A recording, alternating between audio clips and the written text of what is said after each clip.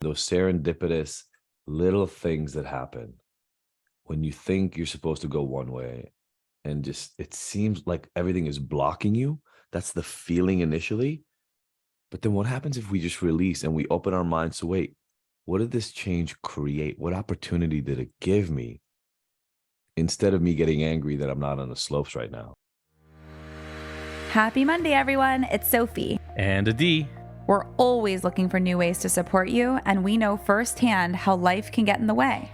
So we've created 5-minute episodes with motivation from us and our great friends to keep you feeling ignited and inspired no matter what life throws at you. Welcome to the Ignited Motivation Podcast. Mini episodes every Monday. Listen while you brush your teeth. Or on your morning walk. And you'll never miss out on the latest tips and tricks that are keeping us feeling motivated.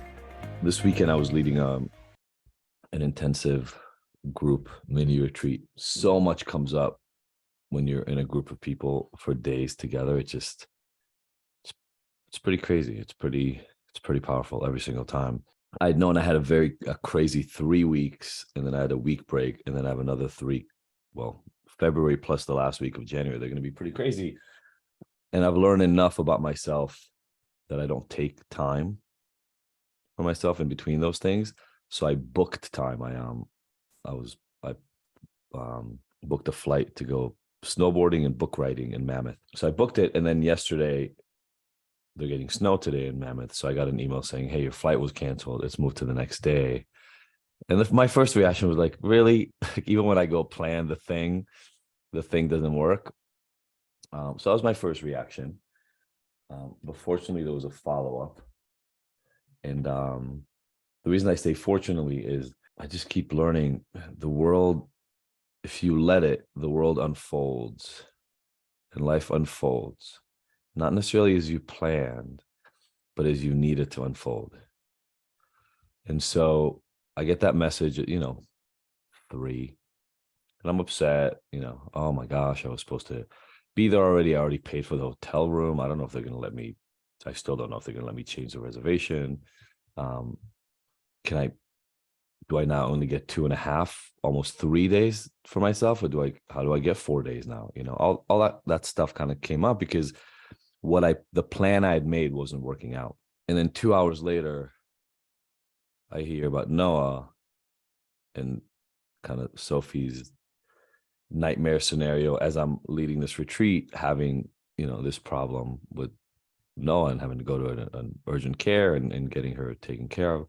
And, you can imagine that for a mom, having something like that happen to your kid, for a dad too, but Sophie faints at the sight of blood. Like having your little girl bleed because she fell on the back of her head was really, really scary. So all that is going on. And then I get home, and I didn't plan for this, but you can hear my voice. My body was done, like shut down. I came back, I could barely talk. Last night was even worse.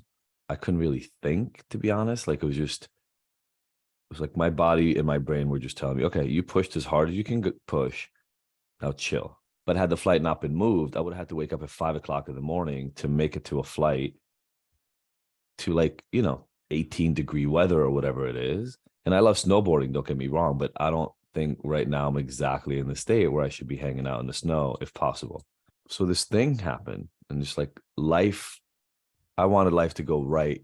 And it was, no, we're actually going to pick this path. And at first it felt annoying until I just sort of settled in. And I woke up this morning, and Jen Brogan, our other coach, was here because she helped me lead this weekend. So she was here because I was able to wake up and I didn't have this early flight. I helped her get into an Uber and get to the airport. And I was able to kind of help her this morning so she wouldn't be alone in the morning. And then I went and sat down and wrote for a little bit. And I was just thinking to myself, like, thank God this flight got canceled.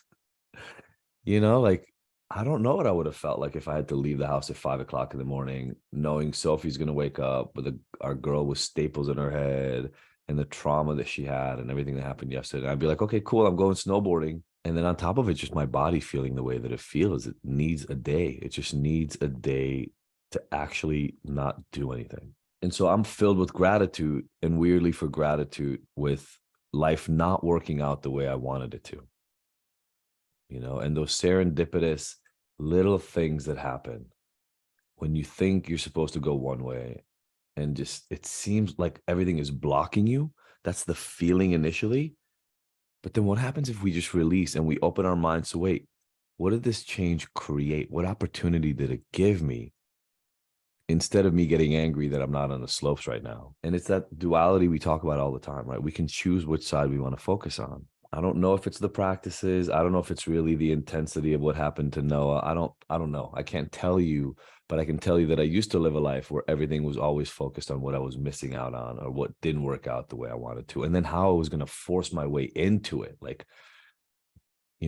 what did I have to push harder on in order to bend reality into the way I thought it needed to be?